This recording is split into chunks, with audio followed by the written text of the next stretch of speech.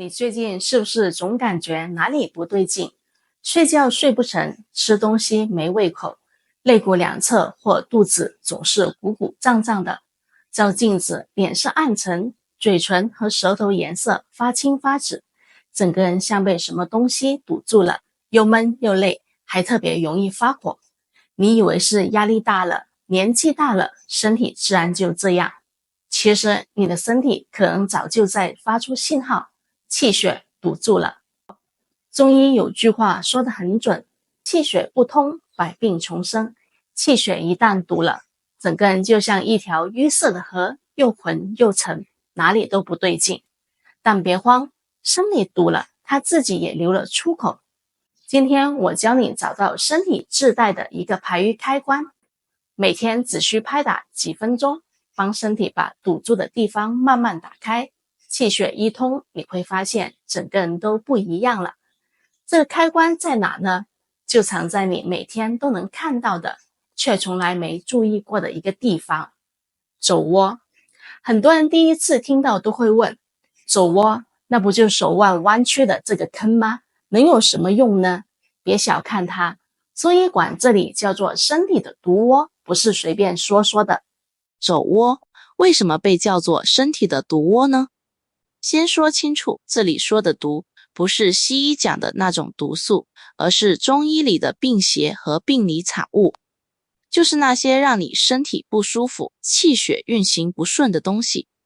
肘窝这个地方很特别，它是手三阴经的必经之路，具体来说就是手太阴肺经、手厥阴心包经和手少阴心经，这三条经络都要从这里过，所以拍打肘窝就能同时刺激到心经和肺经，把这里的气血振奋起来，把淤堵的地方打通，起到行气活血、散寒化瘀的作用。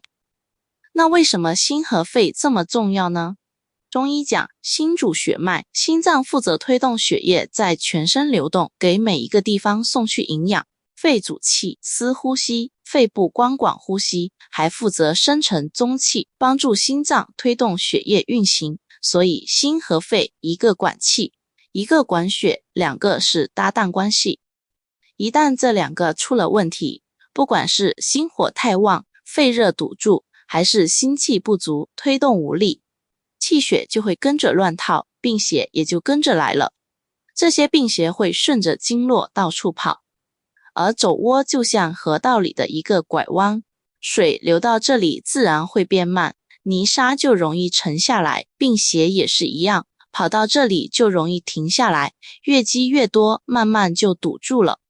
既然堵在这里，那我们就从这里打通它。既然病邪喜欢在肘窝这个拐弯处沉积，那我们要做的就是把这里的淤堵拍开。道理很简单，就像河道里堆了泥沙，你得去疏通它，水才能重新流起来。拍打肘窝就是在给身体做这件事，把沉积在这里的病邪震散，把堵住的气血重新推动起来。而且拍这里还有一个额外的好处，肘窝里藏着3个关键穴位，一拍就能同时刺激到，效果比你想象的要大得多。拍肘窝到底在拍什么呢？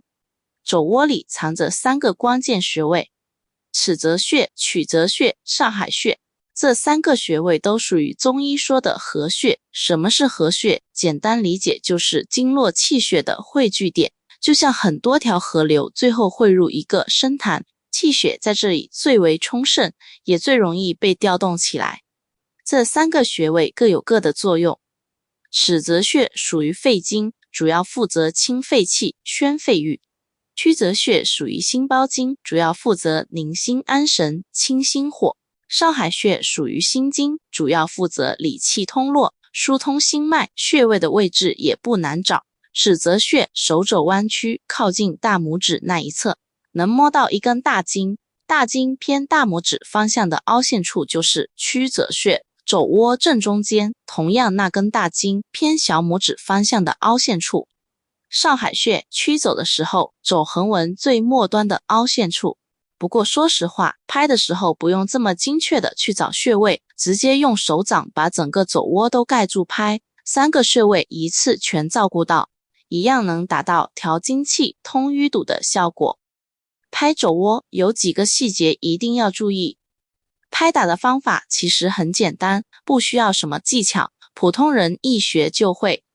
坐着站着都行，先让自己放松下来，把一只手臂伸直，另一只手4根手指并拢，用手指或者空心掌有节奏的拍打左窝的位置就好了。力度上有一个原则，由轻到重，以感觉微热舒适为准。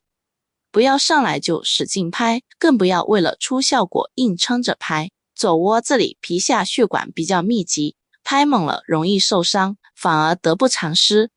每侧肘窝连续拍2到3分钟，左右手换着来，拍到局部微微发红，或者出现少量沙点就差不多了。每天可以拍2到3次，但时间选对了，效果会更好。什么时间拍大有讲究。中医讲究顺时调养，气血在不同时段流注的经络不一样，选对时间拍，事半功倍。1. 早上起床后拍。起床后先活动一下，拉拉伸，搓搓手，再来拍肘窝。早上阳气刚刚升起，身体经过一夜休息，气血正从静慢慢切换到动的状态。这个时候拍肘窝，能把肺经激活，帮身体把胃气宣发出去，把经络通道打开，给一整天的气血顺畅打好基础。2. 中午11点到13点拍。这个时间段是心经当令，全身气血在这个时候最为旺盛。这时候拍，能最大程度调动心经的精气，把心脉里积累的淤热和浊邪清出去。如果你平时容易心悸、心慌，或者气血不畅、心火偏旺，这个时间段拍效果尤其好。3. 晚上7点到9点拍。这个时间段轮到心包经当令了。心包经有个很重要的作用，替心脏挡事，帮心脏承受外邪。晚上这个时间拍，能把一天下来积在脉里的气郁血瘀慢慢化开，特别适合那些白天压力大、情绪压着没发泄，晚上胸闷、两侧胁肋发胀、翻来覆去睡不着的人。注意，下面这几类人先别急着拍。最后我说几个注意事项，不是吓唬你，是真的要留意。1. 肘窝皮肤有破损、湿疹、皮炎或其他皮肤问题的，这个位置先不要拍。2. 肘部有骨折、扭伤还没好，或者正处于网球肘、关节炎急性发作期的也要避开。3. 孕妇、经期出血量大的女性以及体质虚弱、血小板低、有出血倾向的人不适合拍。4. 拍完之后，如果出现头晕、心慌、明显乏力，马上停下来休息，不要硬撑。方法对了，时间对了，力度对了，坚持下来，你会慢慢感觉到变化的。气血这个东西堵了很久，疏通也需要时间，别急，一点一点来。希望今天这些内容对你有用，也欢迎转给身边正在养生的亲友。今天的分享就到这里，谢谢大家收看，我们下期见。